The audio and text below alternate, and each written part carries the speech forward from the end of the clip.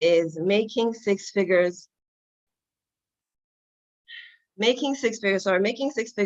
mediation, reality or illusion. So I'm going to start by introducing our trainer today. I'm going to read his profile. It's supposed to be a brief professional summary, but it's quite long and lengthy, so just bear with me. Fola Alade is a notary public and an accredited attorney mediator based in Lagos. He is the founder and principal partner of Fotefa Partners LP, Mediators and Mediation Advocates, a bespoke mediation firm in Nigeria. Fola Alade is a fellow, World Mediation Organization, WMO. He's a mediator of the Global Mediation Panel at the Office of the Ombudsman for United Nations Funds and Programs. He's a certified mediation advocate with the Standing Conference of Mediation Advocates UK, a trained mediator on the panel of neutrals of the Federal High Court, Lagos Multi-Door Courthouse, LMDC, Edo State Multi-Door Courthouse, EMDC, Lagos Court of Arbitration, LCA, and Lagos Chamber of Commerce and International Arbitration Center, LACIAC. He's a trained negotiator from the Lagos Business School, LBS, a certified emotional intelligence specialist, and a certified trainer, International Award in Delivering Training, IADT UK, with the London Professional Training Center. He is the founder and principal of Fotefa Mediation Academy, another bespoke mediation training academy, where he trains on the business and practice of mediation.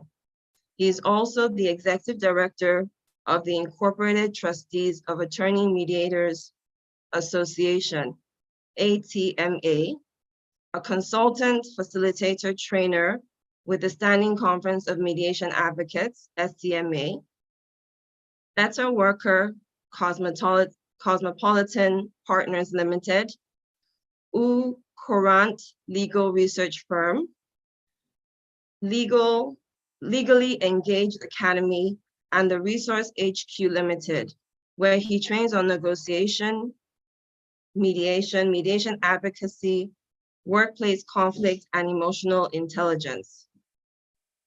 He was a judge at the 8th edition of the 2TG RMLNLU International Mediation Competition and the 17th edition of the International Commercial Mediation Competition.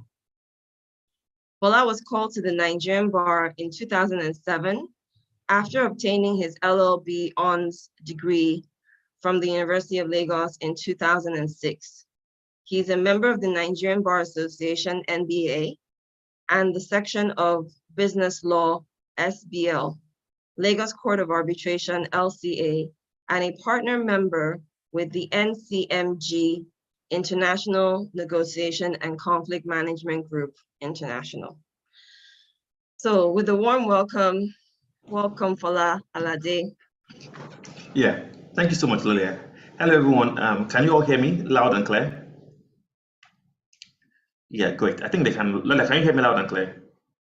I hear you loud and clear. Please, if you have any problems with audio, please put that in the chat room so that we can address it. Thank you. Yeah, thank you so much. Thank you so much, Lolia.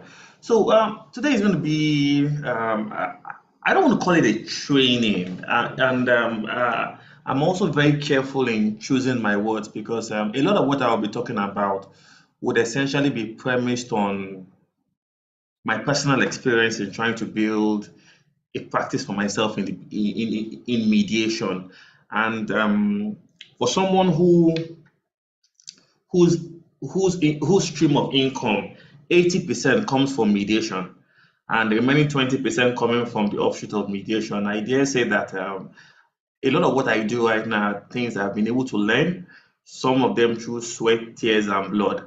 And it's not been easy, but in everything, I give thanks. So a lot of what you'll be hearing are highly subjective.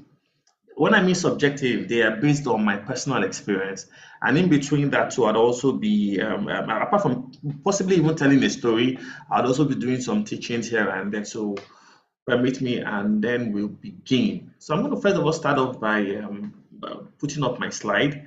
Lola, can you see my slide from here, please? Yes, I can see your Yeah, slide. great. Okay, great. So let me just let me minimize a bit. Okay, yeah, 1 second.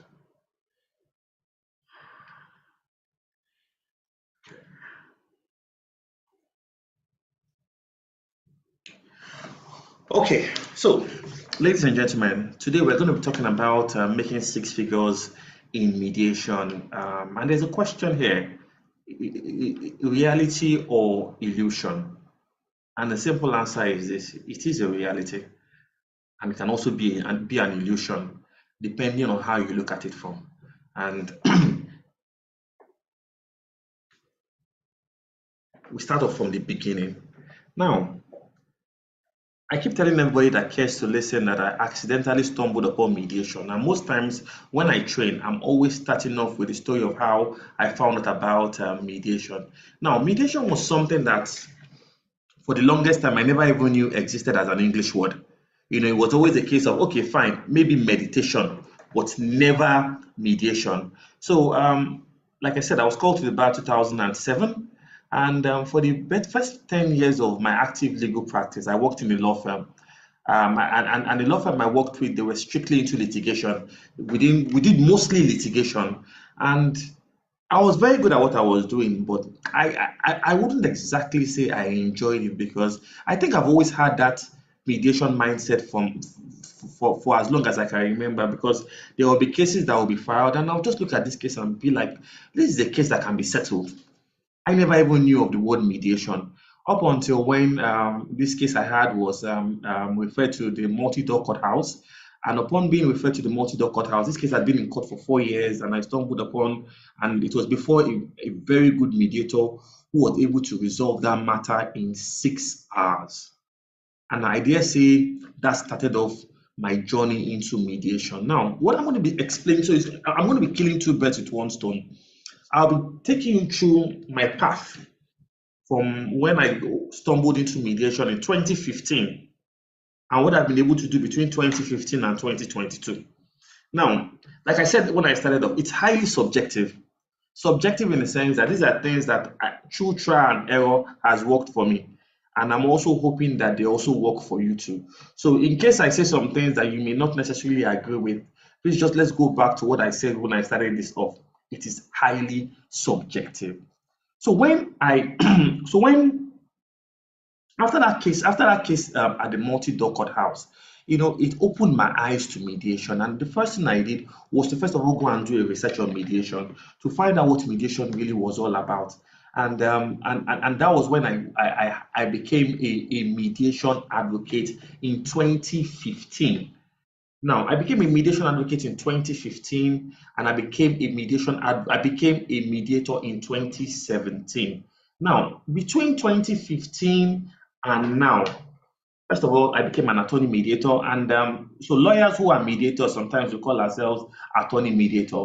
Now, the definition is somewhere along the slide. I'll get to that place. I also became a notary public. I became an emotional intelligence specialist. I became a facilitator and a trainer. And between that time, I established, first of all, a law firm, a bespoke commercial law firm, Fortefa Partners. So basically, what we do is that we specialize in the practice of mediation.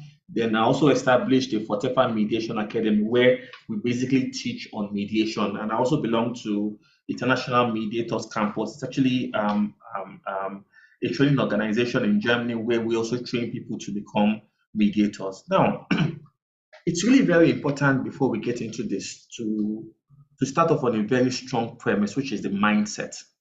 Now, for the longest, as soon as I accidentally stumbled upon mediation, I knew it was what I wanted to do. I knew I was trying to convert passion to profit. So, and like I always try to explain to people, you see, in anything you want to do, always begin with the end in sight. Now, the mindset I had towards mediation, as passionate as I was to mediation, was that, look, Fola, this is something you like so much, but don't lose sight of the fact that it is a business. And in trying to have that mindset of seeing it as a business, it's very important that the elements that make up a business should be infused into mediation. Because when I started in 2015, I got so carried away by the fact that parties would come and would have issues resolved, and that happiness, that joy. So I didn't want to lose sight of the fact that, look, what I was trying to get myself into, despite being a passion and trying to turn this into a profit, was something I did not even want to get out of my eyes. So within the framework of this, the point I'm trying to bring out of all of this is that ask yourself this question. Maybe you're an aspiring mediator, or you're actually a mediator. Why are you doing mediation?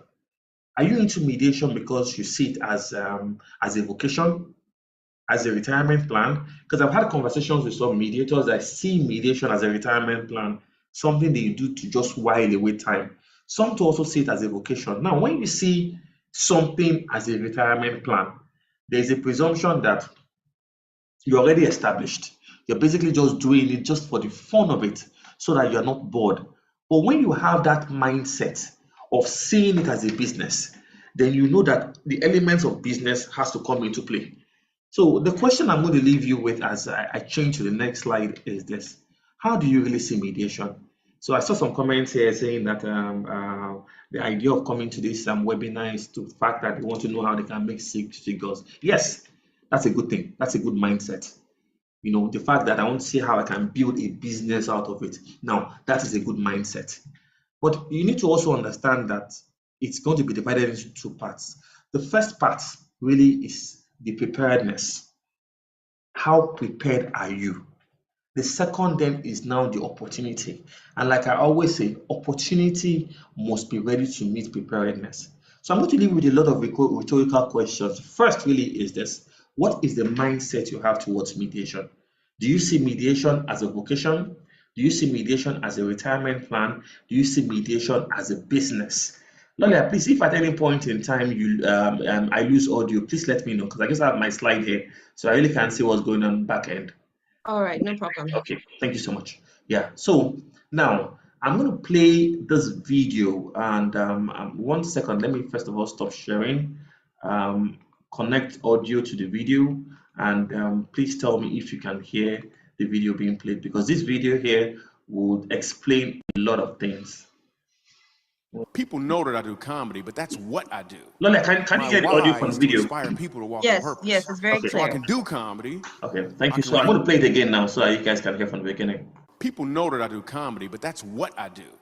My why is to inspire people to walk in purpose. So I can do comedy, I can write books, I can be in a movie, because all of it is motivated by my why. And in the middle of my comedy set sometime, I'll stop and just talk to my audience. And we've been filming this, and it's pretty cool. So you're a musical director? Cool. Yes, sir. All right, so let me get a couple bars of like Amazing Grace. Can you do the first part of that? Go ahead. Amazing grace, how sweet the sound that saved a wretch like me. Wow. That bro could sing, you know what I'm saying? All right. Now, what you give me the version is if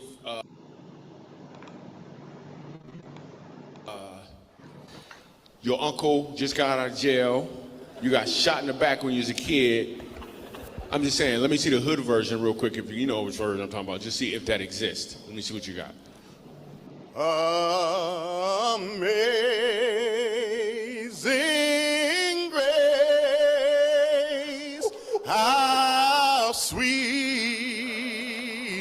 the sound that saved a wretch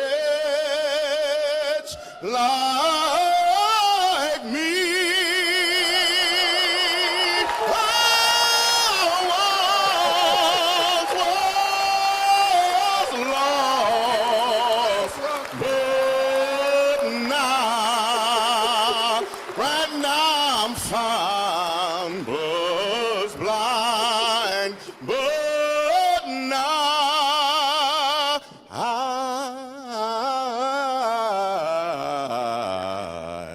see. Let's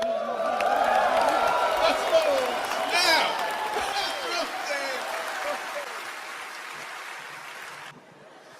Here's what I want you to catch. The first time I asked him to sing, he knew what he was doing.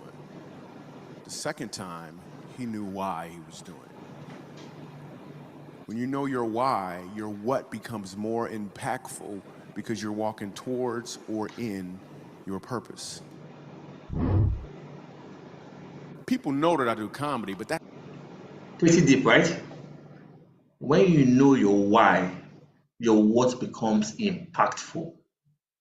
So most times when people come into mediation after the training and they get in and they become accredited mediators and they do it for like maybe 1 year and they're probably not getting the kind of returns they want to get, they abandon ship and go. So the question I always ask is this: what is your why? Because there really should be a why behind anything and everything you do.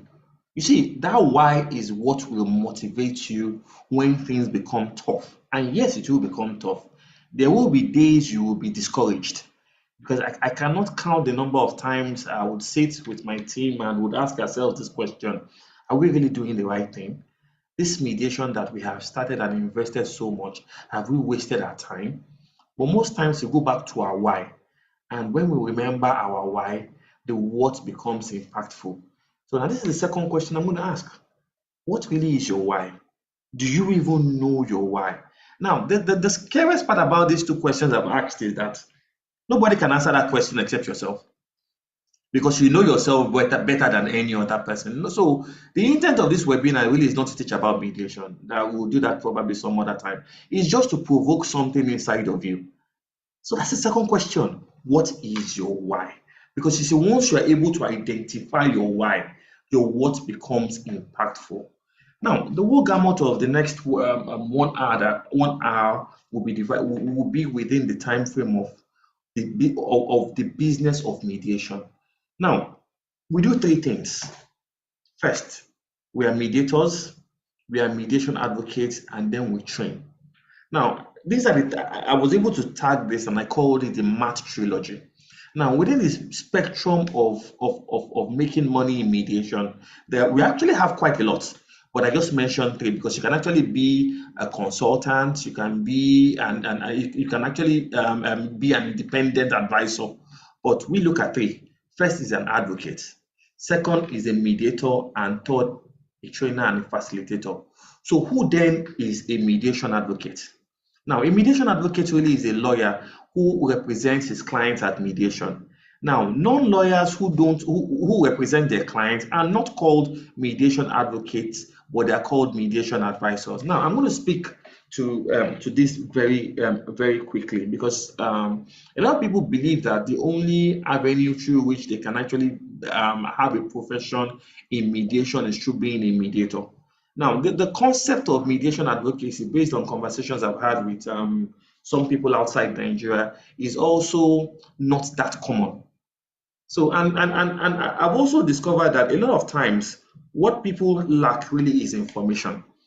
Information in the sense that they've not really taken time out to do an in-depth research on the concept of mediation to understand the various streams that can come out of it.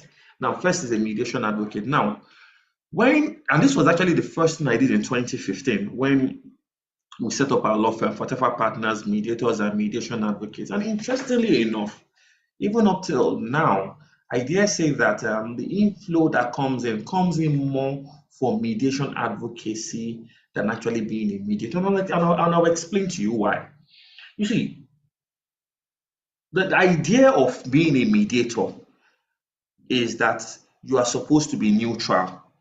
And that is also explained in the next slide here on who a mediator is. So first of all, a mediation advocate is someone that represents his clients at mediation. A mediator, for the benefit of those that are just hearing these words for the first time, a mediator is a neutral who assists parties in coming to an amicable resolution of issues. What the mediator does is that he uses certain techniques and skills to help disputing parties to reach an amicable resolution. But you see, in reality, when clients come to meet you or when there's an issue, most times They come to meet you with the mindset of an amicable resolution of the issue and with the mindset of you representing them. So some of them struggle with the concept of the fact that they have briefed you and you are now trying to be neutral. They don't understand. So most times it's always a bit of a challenge where you have to explain to them, yes, you have briefed me because you want me to become a mediator. But by virtue of being a mediator, it does not necessarily mean I can't be on your side. What I can try to do is to facilitate an amicable resolution between both parties. And trust me, it's always a bit of a struggle. And that's why one thing we've been able to do is to strategically position ourselves and explain to them whenever they come to meet us, okay, fine, there's an issue on ground. So, but what, do you want us to reach out to the other party and try to call, have a private mediation between both of you, bearing in mind that we are going to be neutral? Or would you want us to represent you at the mediation session? And by representing you at a mediation session, please understand that we are not, we are going to try to facilitate an amicable resolution, but we will be representing you. Because you see, one of the problems we have with mediation right now is awareness. A lot of people don't even understand how mediation works, talk less of knowing who a mediator is and who a mediation advocate is. So within this spectrum, I've been able to explain this to you. The first part is to becoming, as far as establishing a business in mediation, one is either becoming a mediation advocate. I've defined who a mediation advocate is. Becoming a mediator, I've also explained to you who a mediator is. Now, how then do you now become a mediator? Or to become a mediator, it's advisable you train with a reputable organization that deals with mediation. Now, I'm going to speak more to the organizations that train on mediation. And in talking about this, I'm going to also work on thin ice. So there are so many organizations training people to become mediators. But the question I always ask is that when you eventually train them to become mediators, what next? Because you can only be a good mediator when you mediate. And let's not forget that mediation is shrouded in confidentiality. So for those who are planning to take up a career in mediation, these are the three things you should first of all look at. First is to look at the reputation of the organization that is training you. Second is to also look at the plans after you become a mediator. What are the steps taken? Is there a continuing education in terms of teaching people? Because mediation is a continuum. What are the steps in place to teach you what to do after you become a mediator? Then second again is this, because of the fact that mediation is shrouded in confidentiality, how will you be able to practice what you have been taught? Because most times this is what happens. They train people to become mediators and that is it. It ends there. So what you have are organizations that are into the business of training. And without trying to make a case for the multi-door courthouse, because I trained with the multi-door courthouse, I tell people that care to listen that the multi-door courthouse is a general hospital of mediation. And why is that so? Because it is court connected. People who train with the multi-door courthouse, once you attain a particular percentage, you are inducted into what is called the body of neutrals. And when you are a neutral, you are allowed to mediate on cases. I've been mediating with the multi-door courthouse since 2017, and I dare say between 2017 and now I've mediated close to over 100 cases. So, and the idea about mediation is practice. Practice. You can only become very good at something when you practice. But when there is no enabling environment for you to practice what you have been taught, then what happens? The mediation now becomes an academic exercise. So most times what I always tell people who want to take professional certification courses in mediation is that what are the steps taken? What do you have in place with those organizations? Is there continuing education? Do they have plans to make you practice what you preach? Even with the SCMA too. Now, I also train with the Standing Conference of Mediation Advocates, and that organization trains people to become mediation advocates. So these are the questions you should ask before taking up on any organization to train you, because you see, mediation is a verb, and a verb is a doing word. So before we even talk about making six figures from mediation or even making money from mediation, at least have an understanding of what it is that you do. be able to give value, because that is what people pay for. Mediation is not something that you can sit and read and think that you understand it. Because where mediation is concerned, you're dealing with human beings. And when you're dealing with human beings, 1+1 is not 2. 1+1 is whatever the parties want it to be like. So you see, so you have to put so many things into consideration. You have to put the human emotions into consideration. You have to put the case, the merit of the case into consideration. You have to put so many things into consideration. You also have to put even your own style as a mediator into consideration. So that is why where you train has a lot to do with what it is, with what you become. Now, one of the reasons why I put this here, mediator versus mediation advocate, is this. Now, like I explained, because I think I literally jumped the gun when I said this. Most times when clients come to meet you, they come to meet you because they want an amicable resolution of the issue, and they also want you to also represent them. So there are times that some clients also come to meet you and tell you that the case has been referred to mediation. They would want a private mediation.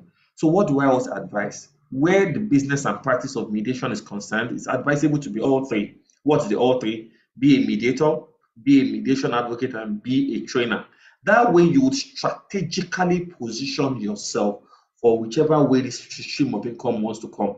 And interestingly enough, it's more like they all come from the same stream, because they teach the same things, but the only disparity might be where becoming a mediator is concerned, they would emphasize more on neutrality. Now, where mediation advocacy is concerned, they would also, it's towards an amicable resolution of an issue, but of course, you also have to be on the side of your client to explain certain things to your client. Now, before we talk about making a stream of income, knowledge is very, very important. So when I started off my business and practice of mediation, what I did was to first of all dissect mediation. And when I mean dissecting mediation, I remember one of my mentors, Mr. Valentino Boro, he just said it in passing one day. He said, Fola, mediation is facilitated negotiation. I said, facilitated negotiation. I said, what? I asked him what that meant. He said, well, it's really always about bargaining between parties. What did I do? Immediately he said that I went for a training at the Lagos Business School to become a negotiator. Then I remember I was a co-mediator with Mr.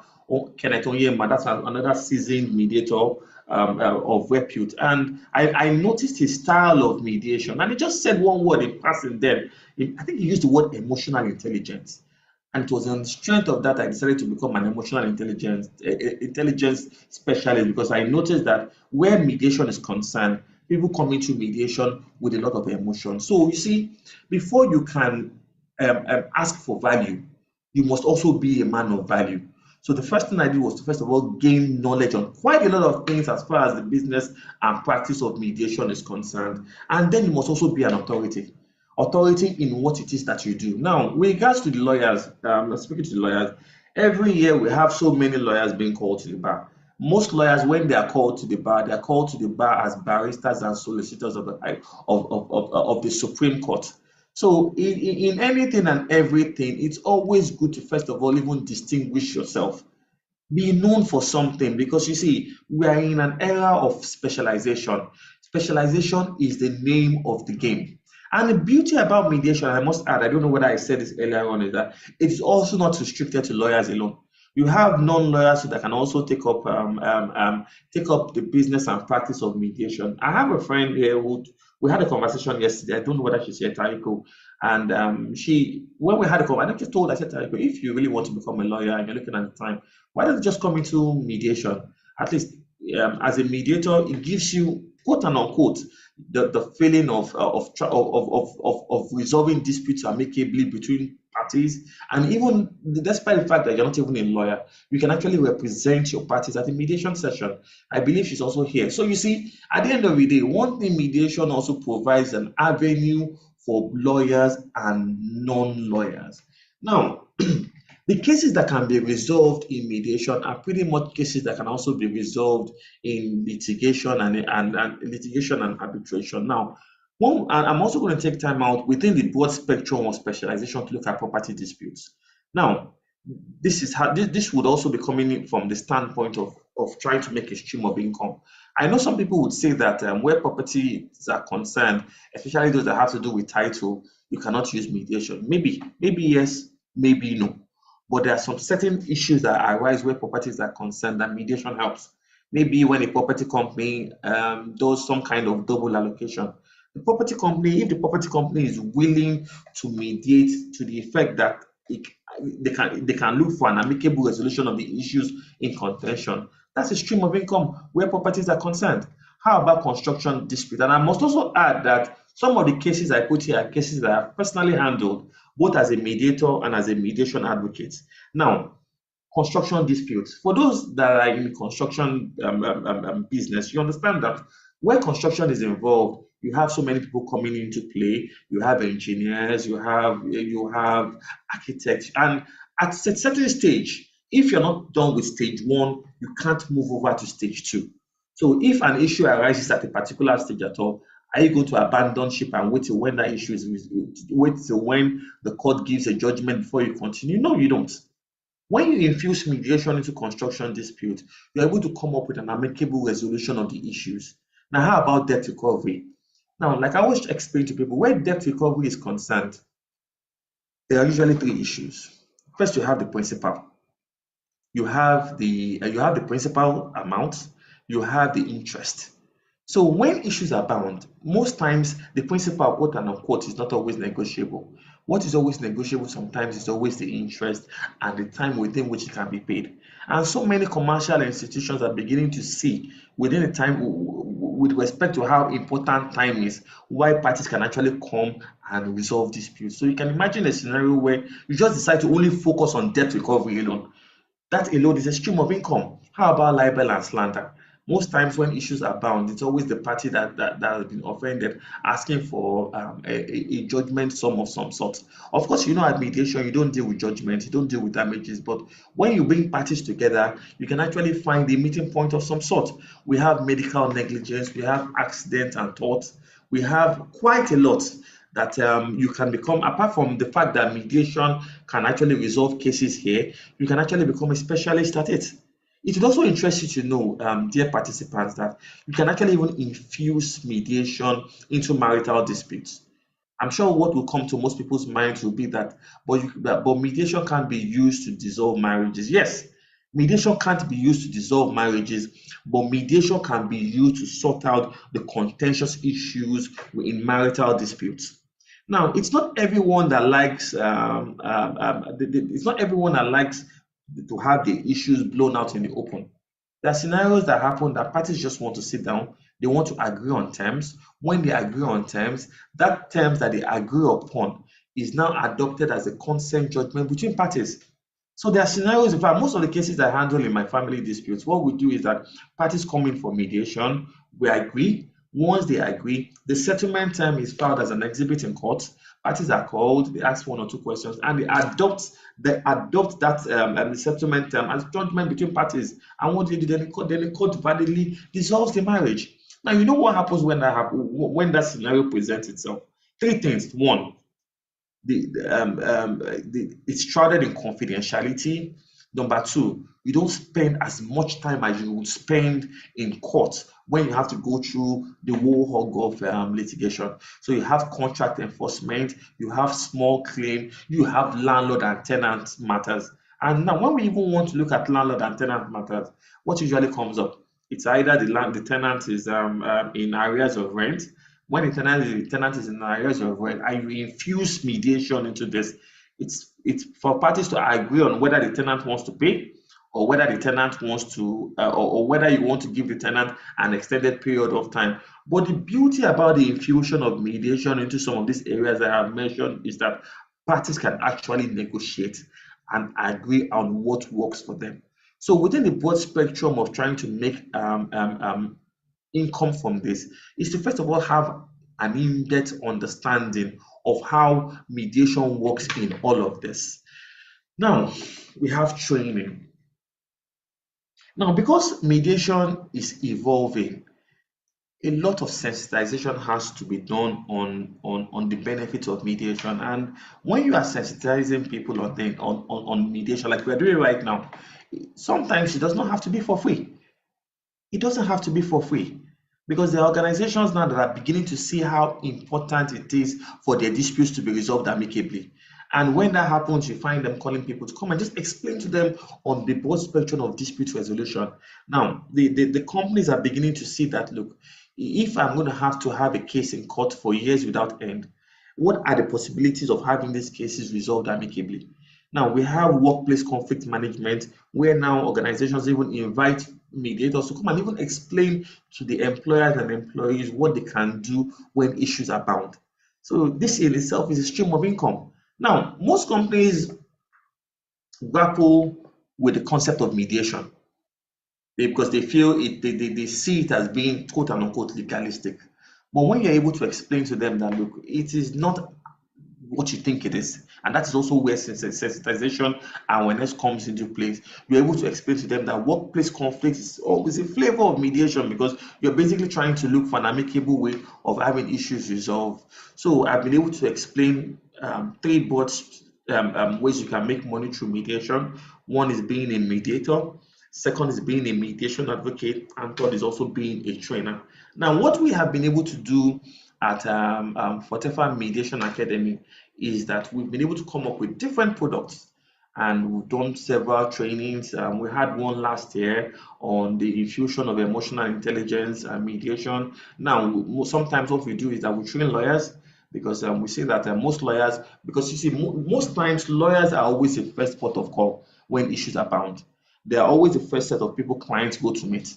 So when you are explaining to a lawyer that, look, before you decide to go to court to file this action, why don't you try and see whether there can be an amicable way of having the issues resolved? And the first feedback you get is, oh, if you decide to go down that lane, it might be seen as a sign of weakness. And you explain to them that, no, it can't be seen as a sign of weakness. And one thing about mediation as compared to litigation and arbitration is that if parties are willing to settle, you can have a successful mediation in less than a week. So most times when this feedback comes about, what I always ask is that, are you saying you can't even dedicate a week or even a month to seeing that to seeing whether this issue can be resolved? So these are some of the things we've also been able to do as a training academy. We've come up with different products, training lawyers, training end users. So one thing I would also say here is that when people ask how to create a stream of income from mediation, what I tell them really is just be ingenious. Ingenuity really is the name of the game, because the same training you had when you were in university, the same training you would have when you decide to become a mediator or a mediation advocate, it is now left to you as a person to figure out ways by which you can actually communicate value. Because you see, people will only engage you when they are able to see value. But when they don't see value, they won't. But when you don't even have an understanding of what it entails, how are you able to convince them to take in it? So these are also some of the things we'll be able to also do within that spectrum. And this question always comes up most times. Why mediation? The honest truth is this, dear participants, people are tired. And I use these words carefully. And when I mean tired, in the sense that they just can't even resort to self-help anymore. It's a case of, okay, fine. You have cases in court dragging on for years without end. Business relationships are being are broken, and the conflicts are coming up every now and then. But the method of resolving those conflicts are not commensurate with the speed with which these conflicts are coming up. And I must also add here that for you to have an understanding of how mediation works, you should also have an understanding of what conflict is. Now, conflict is two things. First of all, conflict is innate. We were all born with conflict one way or the other. And a typical example would be when you look at two kids fighting. Nobody taught them how to fight. And conflict is also as old as mankind. For the longest, we've had different types of conflict: economic conflict, personal conflict, you just name it. And it's not going away anytime soon. So, but what is happening right now is that so many conflicts are coming up in different ways, but the mode of resolution is not as fast as the conflicts coming up. So that is why mediation is always encouraged. Now, what we have here is delay in the court system. I'm always careful not to use the word delay, but congestion, because every time businesses are coming up, people are coming up with new ideas. Technology is the rate at which technology is being infused into a lot of things right now. Businesses are coming up, and because new ideas are coming up, conflict is coming up. Now, you can imagine a scenario where somebody comes up with a software application, and we know how softwares can be like. You have a software today, before you say Jack Robinson, there's another update on this, there's another better version of that software. So imagine when you decide to an issue comes up, you decide to sue a software developer to court, and by the time you get a judgment, you've already had 3 variations of it. So one thing I try to also make people understand, especially with the concept of ADR, is that while dispute resolution is a vehicle of dispute, while dispute resolution is a vehicle, ADR is like an aeroplane that takes you from one point to another point. Because you see, what mediation and arbitration, what they do is that it's a faster means of having dispute resolved. But sadly enough, people are now beginning to infuse a lot of litigation into arbitration right now. But where mediation is concerned, you find that now, whenever an issue comes up, if parties are willing to have that issue resolved, they can sit and the issue will be resolved in no time at all. So why mediation? One, congestion. Number two, it reduces the time that will be spent that will be spent. And in defense of lawyers, they do what they have to do. They file their cases in court, but at the end of the day, there is so much they can do when the courts don't give an early date. And most times, I always joke with what I have here, where I say, okay, fine, I be lawyer, I don't be James Bond, meaning that there is so much you can do as a lawyer. But then again, it also behoves on lawyers to also explain to their clients that there are different modes of having disputes resolved. Litigation is not the only way of having disputes resolved. Arbitration is not the only way of having disputes resolved. Explain to the parties that, look, when dispute, you can always go through a trajectory. Start off with negotiation. If negotiation fails, then you go to mediation. If mediation fails, then you can now go through the route of arbitration or litigation. But let them have an option of knowing how disputes can be resolved. And one thing about the 21st century client, I must tell you right now, is that it's no longer about effort. What they want to see are results. And look, when you are a result-driven person, it's almost like a cause and effect kind of thing. Clients would always come to you, and when clients come to you, you get value for it. Now, I cannot do justice to this topic without talking about some of the red flags that come up as far as the business and practice of mediation is concerned. And I tagged it under key issues and challenges of mediation. Lolia, can I still confirm if you can still hear me loud and clear? Yes, very loud and clear. Okay, thank you so much. Now, top on the list is awareness. Now, in that WhatsApp group of awareness is the misconceived notion of the non-bindingness of mediation. I honestly don't know where that misnomer came from, because you see, even with the service providers and the lawyers and the clients, what they always say is that mediation is not binding. And I really should take time out to explain this, because there might be somebody here right now who has heard of the misconceived notion of the non-bindingness of mediation. And I will tell you today that mediation is binding. Now, when there is a successful mediation, and by successful mediation, what this means is that when parties have agreed, and what they have agreed upon has been written down in different climes. Sometimes in some climes they call it settlement agreement. In some places they call it terms of some they call it an agreement. Some they call it a mediation contract. Well, you see, what you have is a contract. Now, in a contract, you have different elements. What makes up a contract? There must be offer, there must be acceptance, there must be capacity, there must be consideration, and there must be one other one that readily doesn't come to mind. But you see, once all of this have been infused into it, that is what makes a valid contract. A contract is binding.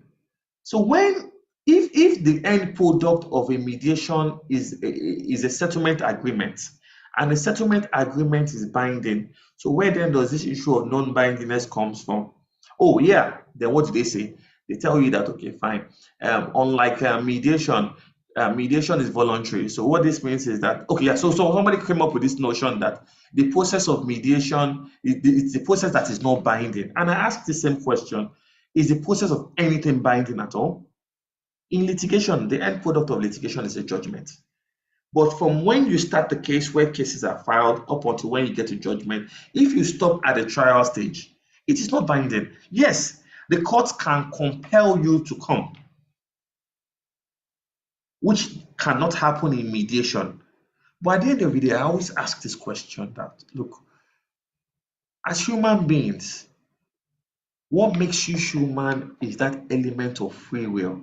So it's amazing how, where the concept of free will is concerned, it's easy for us to appreciate that as a human being. But when it now comes to dispute resolution, it now becomes a sword that parties tend to bring up and say, yes, when it comes to litigation, if once processes are served and you don't come, the court can compel you to come. When it comes to arbitration, once they can show proof of the fact that you have been served, they can actually give a judgment. But with mediation, they can give an arbitral award. But with mediation, it's not like that. Once a party feels they can't go through a process, they stand up and they leave. So I now ask, okay, fine. So what you invariably have a problem with is the process, not the end product. So when people say mediation is not binding, I'm always asking, what is not binding about a contract that has been duly executed between two parties? So most times you find mediation practitioners having to explain to parties that mediation is binding. And in their defense, when they approach lawyers, and because there's a presumption that they don't know these things, and the people they have engaged, when they start telling them that, oh, this thing is not binding, they don't know any better. They just decide to go with it. Then there's another misconceived notion that mediation is a sign of weakness. And I ask how? That, oh, when a party tries to make a move towards settlement, it means that the party has a bad case. Not necessarily.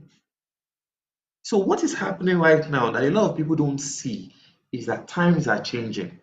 People are beginning to see how important it is for them to have their disputes resolved amicably. So what you have that is also another challenge is the resistance to change, because they are used to a certain way of doing things. They believe that, okay, fine, when issues come up, oh, we need to go through this certain way of having this dispute resolved. If we don't go through this way of having this dispute resolved, then no dispute has been resolved at all. So it now behoves on us mediation practitioners to be able to really create that awareness, to make people understand that, first of all, mediation is binding, too, and that there are also various means of dispute resolution. Litigation is just one of the means of having dispute resolved. It is not the only way of having disputes resolved. So I would rest my case here and also talk about this because, and this applies to, I don't know of the rules of professional conduct in other countries, but here in Nigeria, we have a rule that states that before a lawyer can even go through litigation, he has to inform his client of the option of dispute resolution. So I ask myself this question: if indeed mediation is not binding, if indeed mediation is seen as a sign of weakness, why would the makers of the rules of professional conduct actually put this into the rules of professional conduct, put this as part of our rules here? So most times what we grapple with here right now is always a lack of information, and information in everything is key. Dear participants, we are in an era that ADR is slowly and gradually evolving into ODR. So what this essentially means right now is that what technology does in terms of making things faster it has now crept into ADR to the effect that if an issue comes up, parties don't have to be in the same place to have that issue resolved amicably.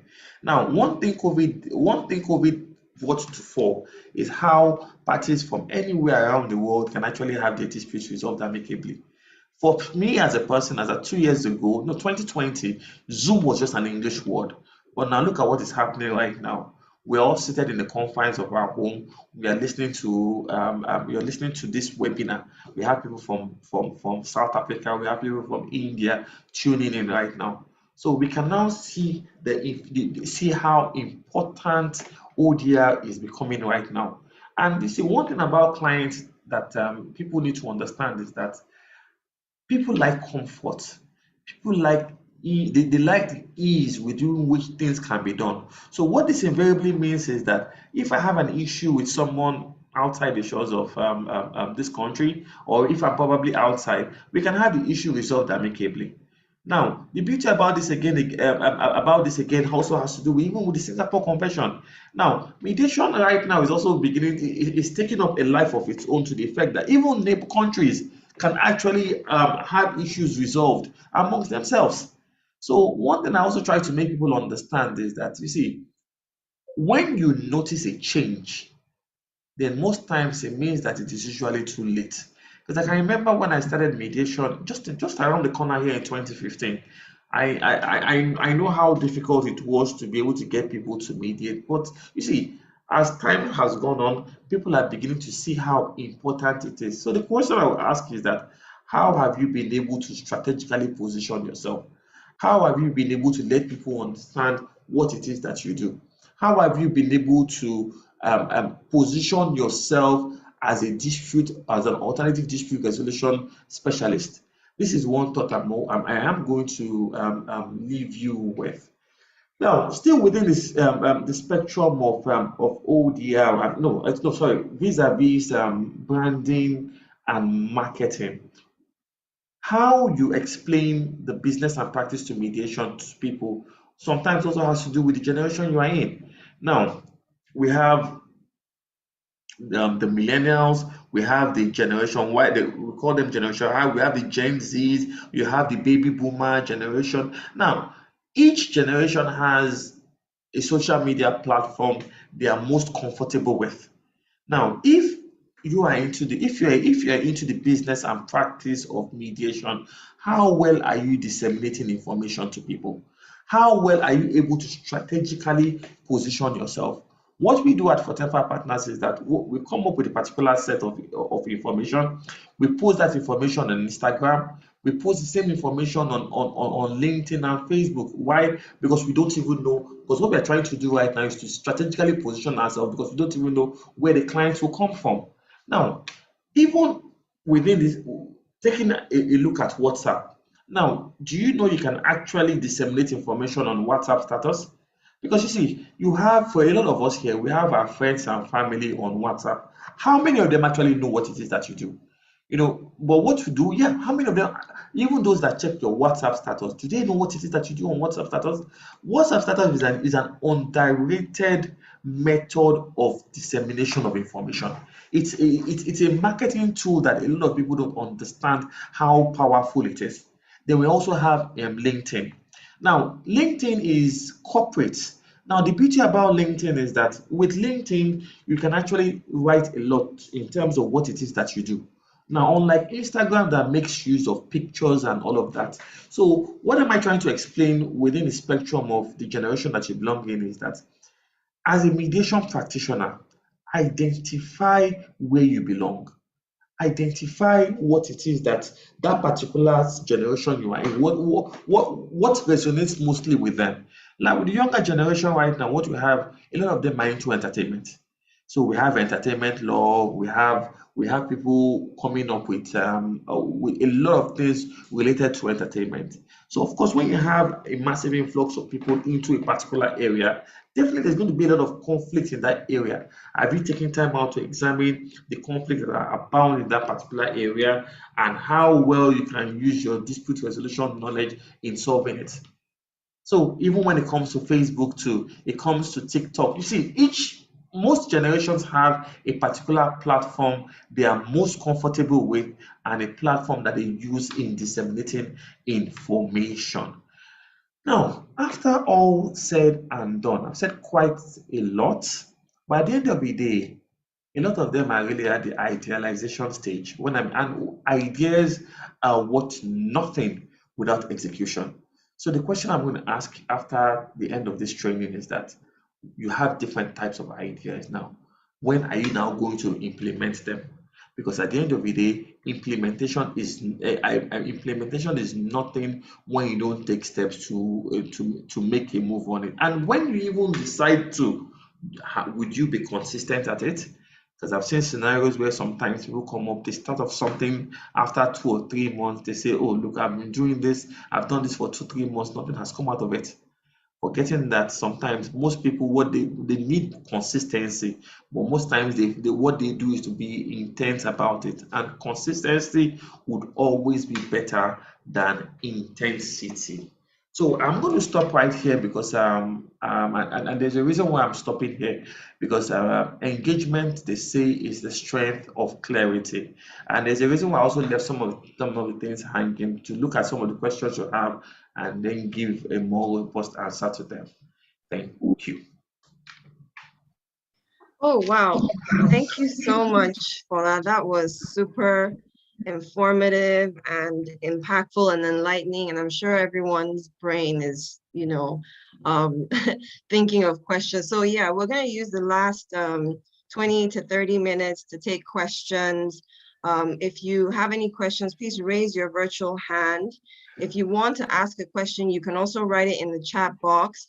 So I'm going to alternate between the chat box and the questions that people have online here. Yeah, it was super informative, Fola. I mean, I took a lot of notes, turning your passion to profit. That just spiked my, even the video was just like mind blowing, knowing your why. And when you know your why, your what becomes impactful. I mean, it just blew my mind. Yes, and of course, I'm thinking about creative ways and ideas in which to bring in more clients, bring people in, and of course, how to deliver value to them when they come, to me. So just waiting for questions. If you have any questions, please raise your virtual hand. I'm just trying to take a look Yeah, around. yeah, before you do that, so I think I missed out on something. Like I just saw two of my mentors here, and Oh, mentorship. You see, mentorship is really, really very important where the business and practice of mediation is concerned. And now, when I started off in mediation, I was not in a hurry to start doing mediation on my own. So what I did was to identify some very, very identify, for want of a better way to put it, some erudite mediators, and I walked up to them and I told them, "Sir, Ma, I would like to co-mediate with you, have an understanding of how it is, and I'll use Mr. Kenneth Onyema, who is also here with us." So now I said this at my training on emotional intelligence, and it's funny, but you see, Mr. Kenneth Onyema has a very, very, very, very unique way of mediating, and probably that's the only reason why I also went into emotional intelligence. No matter how tense parties are, when it comes into that session, it comes in with a certain type of energy. Parties is able to diffuse the tension of parties, and in trying to diffuse the tension of parties are a bit more, they are relaxed, and when parties are relaxed, it makes way for an amicable resolution of the issue. So I was able to learn that from Mr. Oyema. Then we have Mrs. Yinka Kolade. Mrs. Yinka Kolade is soft spoken, but she's very, very, very firm. You see, now for someone like me, I struggle with being soft spoken, by virtue of my nature. So having to watch how she mediates has also helped me be very, very, very good listener, because our own style is to wait for you to finish. You can bamble, she'll wait for you to finish, and then she's able to come out and then explain certain things to you. So you see, in the business and practice of mediation, mentorship is very, very, very, very important. Identify your mentors. Then we also have Mrs. Sage here too. So Mrs. Sage, to call her, we call Mrs. Sage our mother here in mediation too. Mrs. Sage also has a very, very, very unique way of having disputes resolved. So one thing I did when I started my mediation was to identify these people, and I took something from Mr. Oyema, took something from Mrs. Sage, took something from Mrs. Kolade, took something from Mr. Kiem. I took a lot from everybody, and I put everything as one, and I put it into myself. Because you see, there's no better way to learn how to do something than to learn from those that have done it before. So I don't know how that mentorship skipped my head, but seeing their names here just came to mind, and I thought I should just add it there. Thank you so much. Right, great stuff. Yeah. Natalia had raised her hand to ask a question. I don't know if you still want to ask the question because you're Okay, so taking what I your will virtual do, hand yeah, I'm down. going to allow people be able to unmute themselves, so that way they can just unmute if they want to. Okay, but Mrs. Kolade has her hand up. Good afternoon, Ma.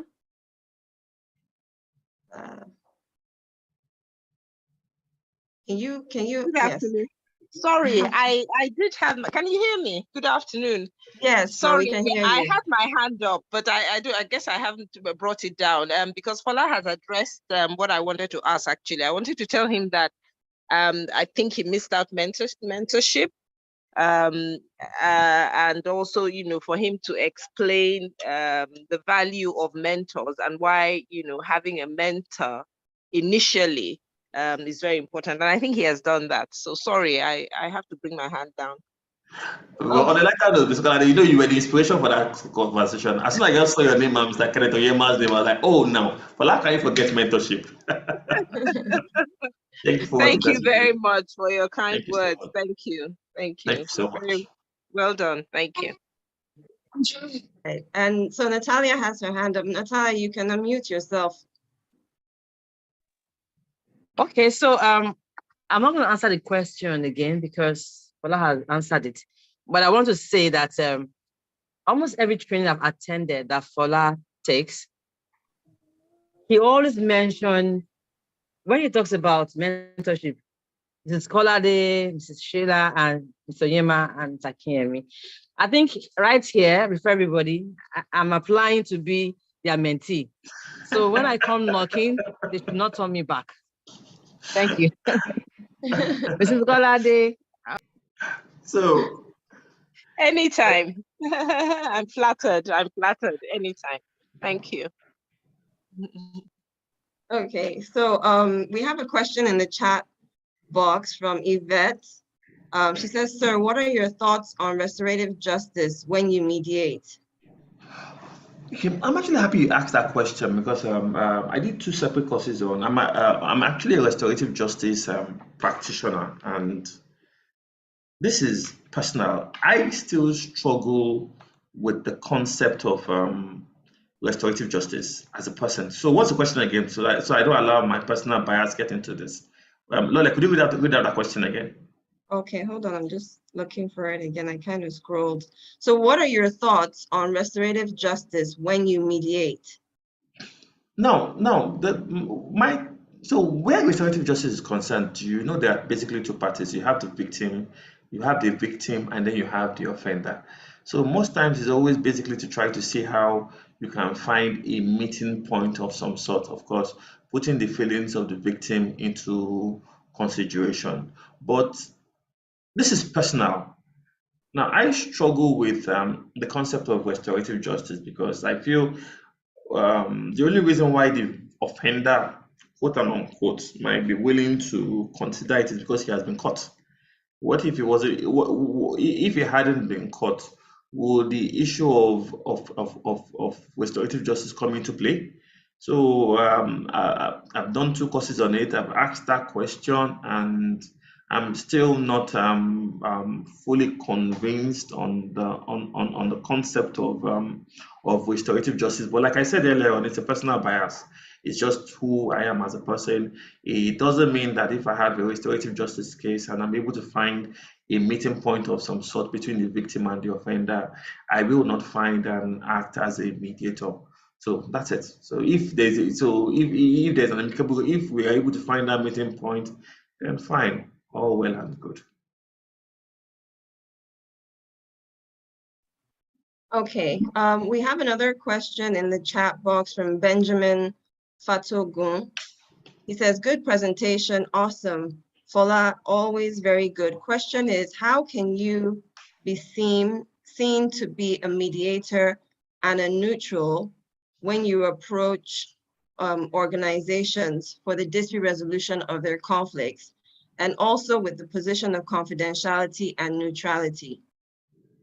Now, that has always been a subject of debate when it comes with being a mediator and the concept of neutrality. Because now, when we look at what usually happens at the multi-door courthouse and any other ADA organization you belong to, sometimes these cases have already would be assigned to you as a mediator, and then you mediate. Even if it is private mediation, sometimes what happens is that both parties will probably have to choose from a catalog of mediators on who they deem best to be able to handle it.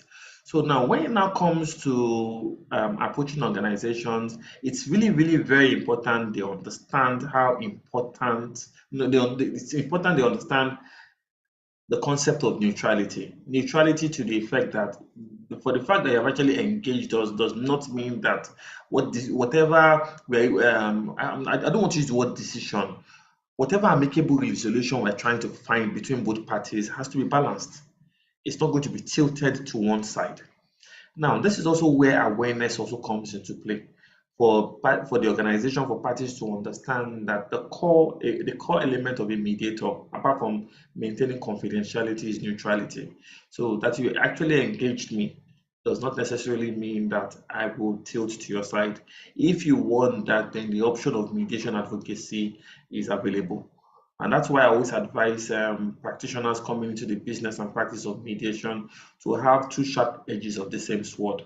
Have the edge of being a mediator and have the edge of being a mediation advocate. Because if within the spectrum of what it is they come to meet you for, if they come and tell you, okay, fine, we want an amicable resolution of this issue, but I don't want to use the word take sides, but we want you to represent us. It's not led to you to now explain, okay, fine, I can represent you, but I will not be representing you as a mediator, because as a mediator, I have to be neutral. I will be representing you as a mediation advocate. So a mediation advocate or a mediation advisor is someone that represents a party at mediation. So you see, in doing that, you're giving them the option. They now understand. But you cannot imagine a scenario where you're just a mediator and you know that you can't maintain neutrality. So what then happens? That means you're leaving money on the table. So I'm sure nobody wants to do that. So I don't know whether I've been able to answer that question. Okay, and we have a question from Natalia. Natalia, you can unmute. Okay, thank you very much. So my question is this, okay? I'm here, I want to learn how to make 6 figures. So I know as a mediator, I may not be able to make much. So I'm focused on the training aspects and also in advocacy. So my question is, if for instance, I get a brief, people approach me rather to be a mediator in their matter, and I have to, mediate between these parties, and they pay me my money. How do I register this? Knowing that it was a private mediation. How do I, register the terms of settlement when it's drawn up? That's one question. How do I go about it? And then secondly, besides the training, where I know, okay, if you train, you get money. And as a mediation advocate, how do I really make money, knowing that some parties might not want to pay? How do I get my money really out of it? That's my second question. Okay, there is more, but I'll hold on. Yeah, so let's take the first question again. So what's your first question? As a mediator, if parties come to me to resolve their disputes and we'll drop with terms of settlement, yes, what next? Okay, now so I like the part that you said as party when parties approach you and you have this. Now, if it's a private mediation, now there's something that is called endorsement. Essentially, what this means, and this is also where information comes into play. Now, once there's a settlement agreement, now if it's a private mediation, you see that settlement agreement can be taken to the multi-door courthouse and it can be adopted as a consent judgment between both parties. Now, there's a way that they have a mode by which they go about it, where you file an originating summons and you go through a certain procedure. I think I'll share that procedure with you later on how it is done. Now, if you don't also want to go through that avenue of taking it to the multi-door courthouse, what you can also do is to also file an application in court and attach that settlement agreement as an exhibit. and it will go through the whole hog of that same settlement agreement being adopted as a consent judgment between both parties. So the question I ask to the mischief makers that say mediation is not binding is this: so if the courts can adopt a settlement agreement as a consent judgment between parties, so are we saying now that the contract is not binding? Because we know what a judgment does to an agreement. So sometimes so that's why I always like to call them mischief makers. Why they do that, I honestly don't know. So I don't know whether I've been able to answer the first question. Now, the second question you asked, Natalia, my brain always works in stages. What's the second question? Okay. The second question is, how to get my money from a Now, party who wants me to? Now, as far as the business and practice of mediation advocacy is concerned, is this: even when we practice, we don't necessarily come out and tell people, oh, fine, oh, this is a matter that needs to be settled through mediation. No, we don't just come out loud to say that. We listen to what you have to say, and we say, you know what, why don't you first of all do a letter to them and see whether we can find a way of having this matter resolved. So sometimes context really matters in the situation of things, and it's also very important to ask your client what they really want. So do they want a resolution of this issue, or do they just want to have the case in court for years without end? And also, this is where your reality testing comes into play, because a lot of times what you have is that clients don't even understand how these things work. You know, they believe that, okay, fine. Oh, if I try to see whether I can settle, nobody's telling you that. Nobody's forcing you to settle.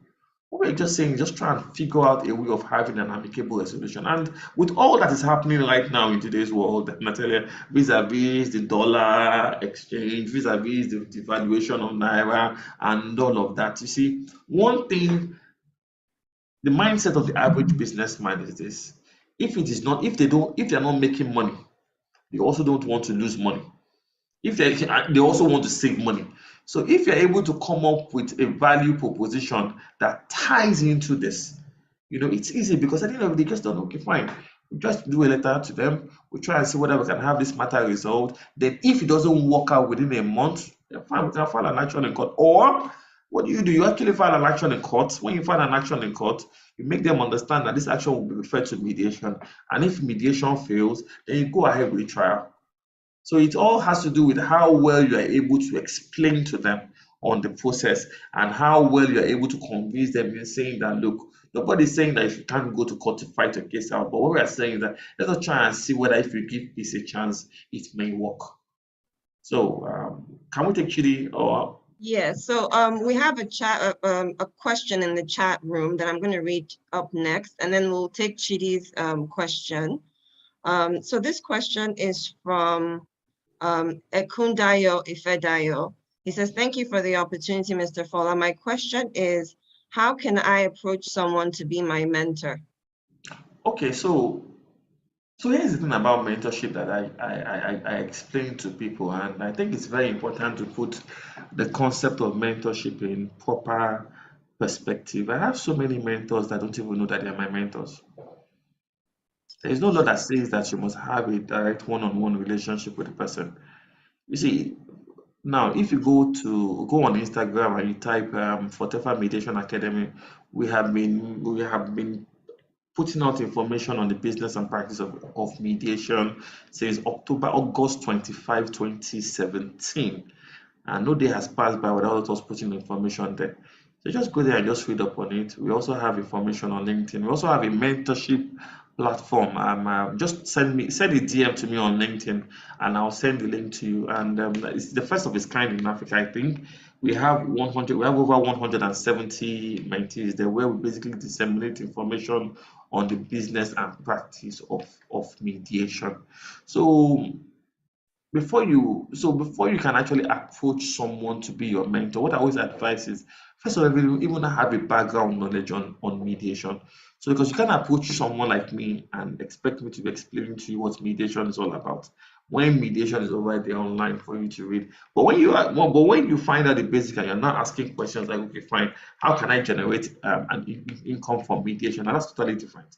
And when you're asking specific questions, so what I always try to advise people, especially who approaching somebody to be a mediator, is that first of all, try and see whether the information you need is not an information you can get on your own, first of all. And in the era of social media and technology, you can always just send a message to someone online, ask your question on LinkedIn, send an email. If it's something that can be answered, the person will answer. Then if you now feel you now want to have a one-on-one, then you can have a one-on-one.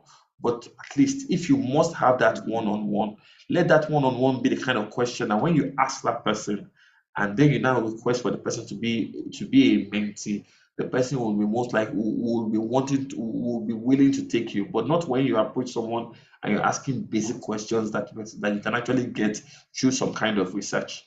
So that's just basically it for me. Yeah. Okay, so we'll take Chidi's question. Hey. Chidi Okpala, you can unmute yourself. Okay. Okay, thank you. Fola, well done. This is so well detailed. I want to share an experience which will kind of align with the question that Natalie asked. She asked about how to register the matter, the settlement that you would have gotten as a private mediator. From my experience, I handled one and I took it to the multi-door court house then, and it was actually registered. However, I was not allowed to sign as a mediator because it was something I did outside and brought it. So I adopted the draft terms of settlement and made a few additions, and the parties and their counsel signed. So there was no mediator there that signed. Okay, so that was my own experience. Then I would like to ask Fola, you've talked about we talked about somebody going to a company and approaching the company for mediation services, and the company agrees and probably they have a conflict that can be resolved. And you talked about acting as a mediator advocate. So what will be the difference between that and playing the role of an ombudsman? Okay. In fact, you actually answered that question myself, because what I was going to say was that you see, for the benefit of those that don't know what an ombudsman is, it's an internal dispute resolution system. Now, if you're coming in from the angle of let me not use the word ombudsman for the benefit of those here. If you're coming in from the angle of putting in a mechanism for internal dispute resolution in a company, it's a different ballgame entirely. But sometimes when you approach organizations and you tell them that you want to be a mediator, what usually comes to mind, at least from one or two experiences I have, is that they will tell you, "Oh, I don't have any issue I want you to represent me with." And you feel like, no, that's not the angle I'm coming from. I'm talking about when issues are bound, probably between co-workers, subordinates, and all of that. There can be an internal dispute resolution system that can be used in resolving that dispute. But when you come in from the angle of telling them, okay, fine, I want to come in as a mediator, and I've had cause to explain to some of them that, look, what we're trying to bring into play is an ombudsman system, not me coming in as a mediator to represent you against any other person. So this also ties into the concept of information and people also having an understanding of how it works. So that was why my response to the last person that asked that question was, you know what, ask them exactly what it is they want. Now, I have two organizations that I also, apart from that's actually what I have with the United Nations, but I also have that arrangement with a company where if issues are bound between employees, co-workers, and all of that, they come to meet me and I have the issues resolved amongst them amicably. So I don't know whether within the framework of that I've been able to answer your question. So, hello, Chidi. Hello, Chidi. Has your question been answered? Oh, yes. Maybe we'll talk more. Maybe at another seminar, we can talk more about ombudsman. Yes, and you see the beauty Because about I ombudsman. think that's where we can get some money, Oh, so yes. I will want yes. to see how we can drive that. I have been trying to drive that privately, but one, I am not a lawyer. I am a mediator or dispute resolution expert. So I've been trying to push that angle. So I would like to see how we can work on that. Oh, yeah, let's just send me a DM on LinkedIn and we can take the conversation further because the Okay. honest truth is that so many companies are now beginning to see how important it is that they have an internal dispute resolution system. And before I take question of Mr. Patogun and And CBN has also approved that can be done in yes, the yes, because financial you see, institutions. Yeah. yes, because you see, a conflict is like a wound. It starts off as a sore. It's when it's untreated that it festers and becomes a wound. And you see, every organization is looking for ways by which they can save money. And when you now look at the bulk of the issues that come up, maybe between subordinates, co-workers, and all of that, they are beginning to see now that if these are issues that can be resolved before it gets blown out of proportion, then why can't you just sit down and have those issues resolved? In fact, what some organizations are even doing now is that they're also even amending the employee handbook to state that when issues come up, those issues Yes. should first of all be resolved internally before steps can be taken. And that's why I just said something about the fire of mediation might be burning slowly, but you see, it's burning. And before people sometimes realize the change, they find that, oh God, so when has all of this been happening? Where have I been? Because people are tired. I can't think of a better way to put it. People are tired. You know, you tell someone to go to court. Yes, the person has a good case and the person has spent maybe 2 or 3 years in court. You now spend 2 or 3 years in court. You see, people are becoming discouraged. People are looking for ways of having their disputes resolved without necessarily resolving to self-help and so many other things. So the conversation might not be that loud, but I'll tell you that the conversation is really, really going on. I remember when I started training, back in the days, we would have maybe 1 or 2 trainings in a month. Now we have 2 or 3 trainings practically every week because now there's that awareness. People want to know about how to resolve disputes. People are now even talking about workplace conflict management. Organizations are now beginning to train people to tell them, look, if issues come up, before you want to call to or before you decide to sue us, why don't you first of all even try and approach? Why don't you approach us? Approach XYZ, XYZ, XYZ. The conversation is getting loud. And thank you so much, Ms. Chidi, for bringing this up. Thank You're you. welcome. All right, so we'll take Mr. Benjamin Fatogun's question next, and then we'll go to the chat box for the other questions that have come up. Mr. Benjamin Fatogun, you can unmute yourself, please. Yeah, thank you very much. Thank you for that. Actually, it's built up to the last discussion.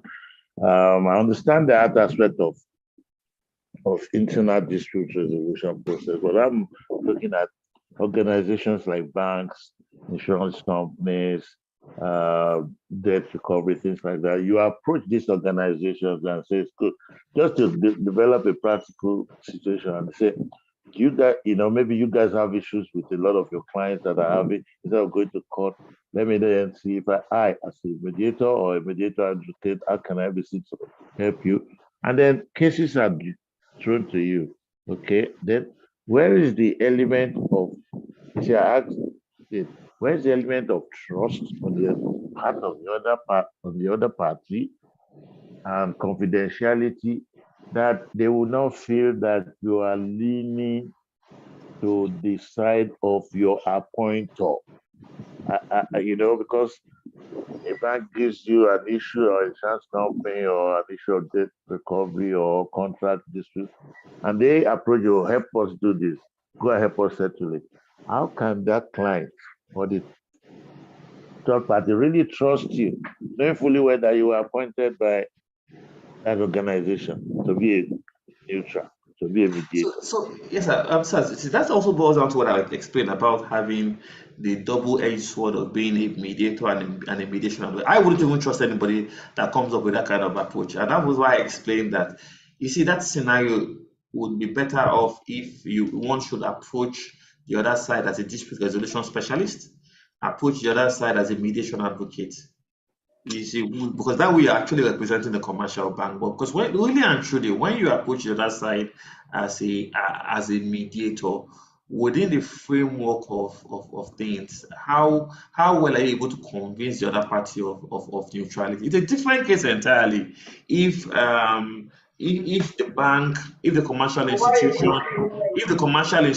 and the person is brought before you, like what usually happens at the multi-door courthouse, there they can actually understand the concept of neutrality. But in a scenario where you would have to be the one to approach the other party, I think it's better if you approach the other party as a dispute resolution specialist, as a mediation advocate, but not as a mediator. Because you see, the idea, the concept of being in of selling the practice or the business of being a mediator within the ambit of neutrality is always a hard sell. I can tell you that from experience, sir. It's always a hard sell. It's a different case entirely if parties come to meet you. If parties have agreed to use a mediator, that makes sense. But when you now have to be the one to reach out to the other party, usually the element of bias always comes into place, and you really can't blame them because of trust and everything. So what would you then do? Would you now say because you're only a mediator, then allow that to slide? But what do you just switch over to second base and then become a mediation advocate and still have the same issue resolved? Is what I would do if I were in those shoes, sir. Yeah, Nanchang. I saw a So, question by Jamil Kolade in the chat room. yes, I was just about to read that question. Nanchang's question, yeah. No worries. So from Jamiu Akolade, he says, from your experience, what is the practical difference between mediation and arbitration? So I'm going to give a very mischievous answer to this. So from my experience, first of all, arbitration in my experience is litigation without wig and gown. Then the mediation is an amicable way of having issues resolved. So now, ideally, what arbitration is supposed to cure some of the defects of litigation, vis-a-vis specialization, vis-a-vis time within which those issues are resolved, and all of that. And I must also add that the first experience I had with mediation was with Mr. Tolani. I think I saw Mr. Tolani here too. So yeah, I think I saw his name somewhere on this chat room. So from my experience, practical difference is that where mediation is concerned, it's an amicable resolution of issues and contention. Parties are able to own their case and then figure out ways by which those issues can be resolved. It is affordable. But on the flip side, where arbitration is concerned, apart from the fact that it's a bit expensive, parties are not really able to, for one, say for when you actually, I'm careful not to use so let's just put it this way. One, where mediation is concerned, it's an amicable resolution. Parties agree on an agreement, but where arbitration is concerned, there's an arbitrator and there's an award that comes up that is always made, and that award will be taken to the Federal High Court to be enforced. So that's basically the difference between both of them. So without going into the specifics. And I must also add, Mr. Jamie, one of the reasons why I'm trying to be as simplistic as possible is for the listening audience here who don't really understand the concept of mediation and arbitration. So I'm just trying to make it as simple as possible for them to understand. I don't know whether within the framework of that explanation I've been able to answer your question, sir. Okay, so we have Nang Chang, who's also raising his hand for a question. Nang Chang, you can unmute yourself to ask your question. Thank you very much. Thank you, Fala, for this wonderful session. My question has to do with making money in mediation and negotiation as well. So my question is, when I get trained and then I'm a mediator, arbitrator, and for the fact that anybody, not necessarily lawyers, can practice first, don't you think that concept that anybody can practice mediation is actually taking away food from the table of some of us who are lawyers. That is one. Then the second one is, Manta, can we take one question after the other? Because you still have to repeat your question again. So my brain doesn't function that way. I'm so sorry. Because even if we have two questions, I still have to take you back to the first question again. So your first question is what okay. exactly? Whether I feel the infusion Okay. of non-lawyers into mediation isn't taking food away from the table, right? Okay, so Yes. I like to work with numbers. Now, we don't exactly when I checked online on the population of Nigeria at maybe some months ago, the population of Nigeria is like maybe 220 million, no, 250 million or thereabout. Now, so if you have maybe 250 million Nigerians, so it's safe to say that the working population in Nigeria will probably be like maybe 150, 160 million. So now, there's also a presumption that at a certain age, everybody should at least have a lawyer. So the question now is that we're talking about congestion of cases in court. And do you even think we even have enough lawyers handling enough cases, handling enough cases to start with? That's number one. Then number two, so I don't think we have up to 5 million lawyers dead or alive. I don't think we have up to 5 million lawyers. I also don't think we have up to 1 million mediators. I don't even think we have up to 500,000. I don't think we have up to 800,000 mediators. So why then will they want, and why would we assume that non-lawyers want to take food away from the table? And let's also look at the concept of dispute resolution. The idea of dispute resolution is not the purview of lawyers alone.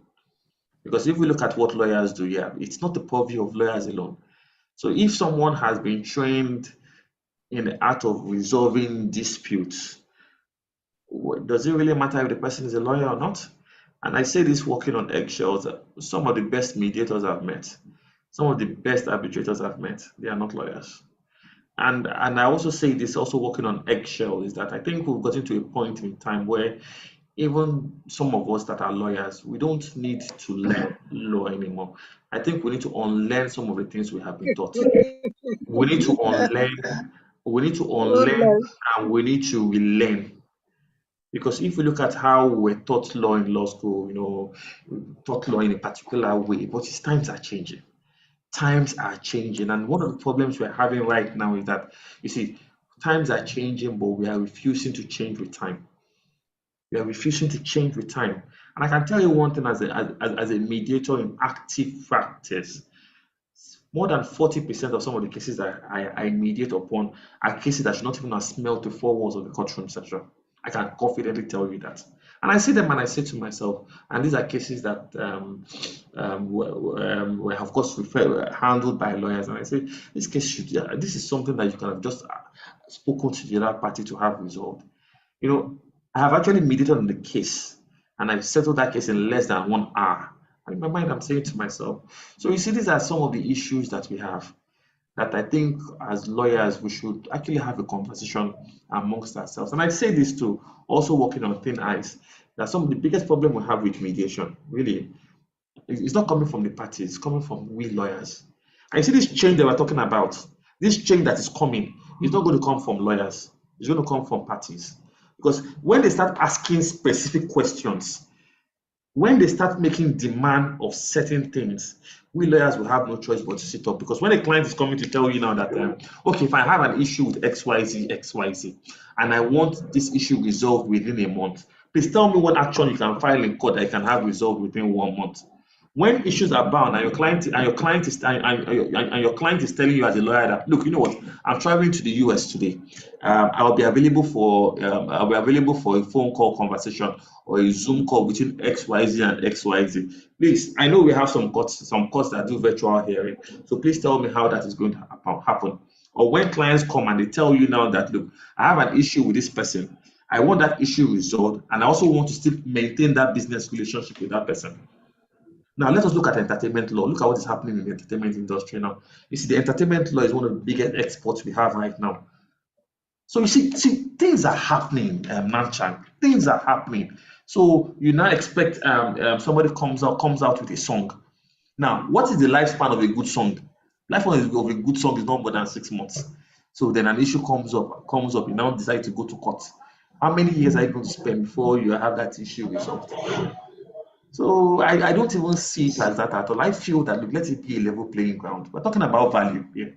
We're talking about value. So I don't see any, I don't believe non-lawyers can, the infusion of non-lawyers into mediation will take food away from it. If not for anything at all, and this is me saying my own personal bias, I think it will make we lawyers sit up, because I don't think that competition is really there. It's not there because when at the end of the day, you know that if you don't do it well, another person will do the job right. We'd all sit up. Not what we are doing right now. That before one thing happens, we are in court. We are spending years without end. It goes and sometimes I try not to go off on a tangent when this conversation comes up because as a mediator, sometimes in caucus session, when I really have one-on-one with some of the lawyers, I always ask them one question: if this was your case, if this amount in contention was your money, would you be in court this long? You can't be telling a client that yes, we have a good case, we have a good case, we have a good case. You see, times have changed. You see, it's no longer about looking at things in black and white, but looking at the areas in between. It's not, and having done active legal practice for over 10 years, and I worked with one of the best law firms, you understand, that has the highest number of SCNs in the country. So this is not a case of them say. So, and let me just stop here before I go off on a tangent. Lola just sent me a message now because that conversation Okay. about the inclusion of non-liars just makes me go on and on and on and on. I'm sorry. What's the second question? Yes, the second question has to do with, okay, non-lawyers can practice. Now, Yes. when someone is not a lawyer and then possibly, let's say, he's just starting a career and he wants to go into mediation and he gets trained, how does he accumulate clients? For a lawyer, for example, you can easily say, yes, this is a lawyer, we are already there in the dispute resolution environment. But for a non-lawyer, how does he actually gather such clients? And then can he actually just maybe approach people and say, if you have conflicts, come to me, I will help you resolve it. And then does actually this issue of advertising your practice as a lawyer, this restriction, does it apply to It doesn't. mediators or ADR practitioners? You even answer the question yourself. The chances of a non-lawyer getting briefs are higher than that of you being a lawyer. You want to know why? Because they can go to town. They say, as lawyers, there's a limit to which we can market what it is that we do. Now, most of the trainings that I do, I subsume them under the Mediation Academy. But as a lawyer in active practice, I'm very, very careful when I'm trying to project what it is that I do, because I have to make sure it has to be within the ambit of the rules of professional conduct. A non-lawyer does not have to worry about that. He can go anywhere, even put it in the news. You understand? Have this billboard and all of that. And I must also add that within the spectrum of mediation, it has a universal application. What this means is that now that I mediate here, okay, I mediate in Nigeria. Here, I also mediate with the United Nations. I also mediate with one or two other organizations. I also have to, I mediate in one or two other African countries as a mediator with my training here. As a lawyer, I probably can't do that. If I have to go to Ghana, go to UK, go anywhere and all, I have to go and I have to make sure I'm called to the bar of that country before I can actually work as a lawyer. So that means that even as a lawyer in active practice, I'm even more restricted than actually when it comes to mediation. So mediation is universal. You have been given the training. Once you're able to show that it has come from an accredited organization, you're able to show experience. There's really no way you can't mediate.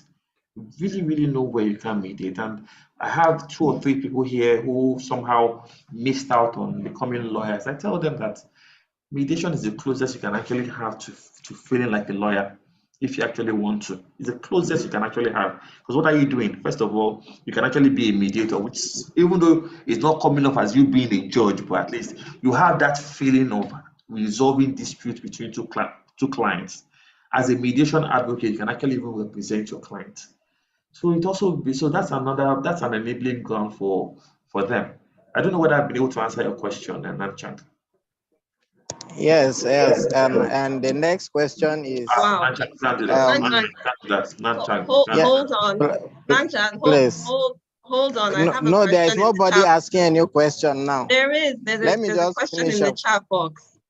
Nanchan, just one Oh, second. okay. Yeah, so hold your Okay. thoughts on that. Let me read the question in the chat box that came from Sarah Tende. Is it possible or advisable for one to specialize in a particular area of mediation? By this, I mean, is it advisable to streamline oneself to a particular area, say marital issues, or is it best to remain a general mediation practitioner? Okay, I'm going to answer that question from a personal point of view. So, like I said, when I started off mediation, I was very, very intentional about the fact that it was going to be a business for me.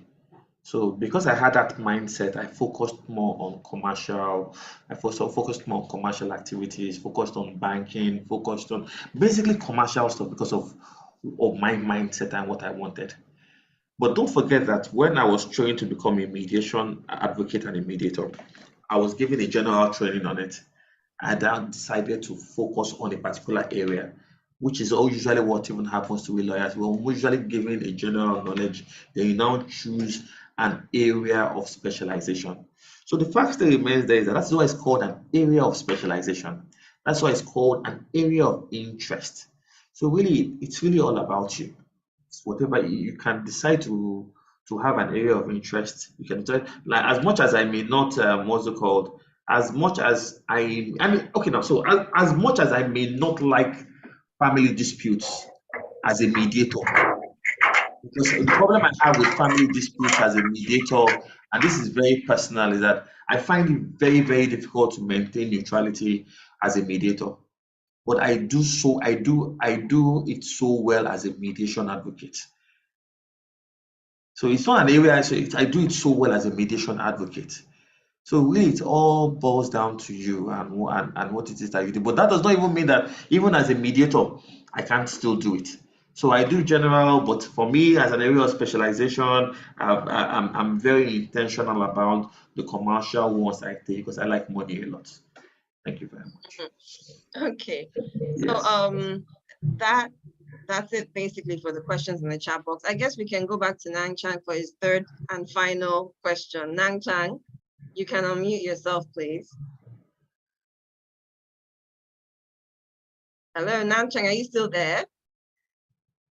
Yes. Yeah, so you can ask your third and final question. Thank you. Okay, that means I have two questions to ask. You're a joker. One question and it's done because I'm going to give my Lanchak, you don't have a personal relationship with you. That's why I can come at you like this. Just ask one question. Let us. She said one and final. It's This is one one and Oh yeah, and shoot. final. final Oh yes. question. Oh yeah, shoot. Yeah. Oh yeah. Oh yes. Yes. Make it fast. Yeah, so the question is when it comes to opportunities to practice ADR, you mentioned registering with some ADR organizations. Now, are there qualifications for me to be registered, maybe possibly as a neutral in some of these ADR organizations? And then can a student